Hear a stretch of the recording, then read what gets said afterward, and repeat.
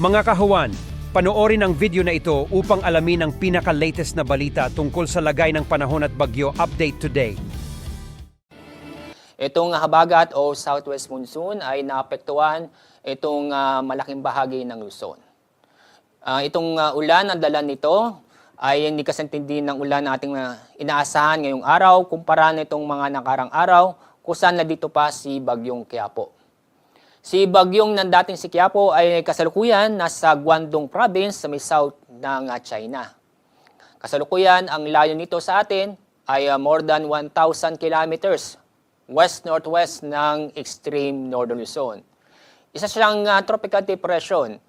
Ito yung sabihin, mahinang bagyo nito, naging mahinang bagyo, ang kusaan ang lakas ng hangin malapit sa gitna ay umaabot sa 55 kilometers per hour. Inaasahan sa mga susunod ng araw magiging low pressure area itong si Bagyong dating si Quiapo.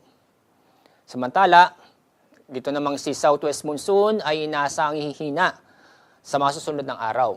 Bukas, itong southwest monsoon ay makakapekto itong kalurang bahagi ng northern at central Luzon. Pagdating na ng Miyerkules ay inaasahan na lalayo ang southwest monsoon sa ating bansa.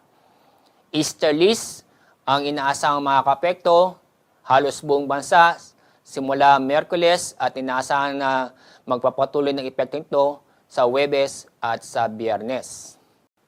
Wala tayong gale warning ngayong araw, ibig sabihin wala tayong inaasahang malalakas na hangin na magdudulot ng matataas ng alon sa ating mga karagatan sa buong bansa.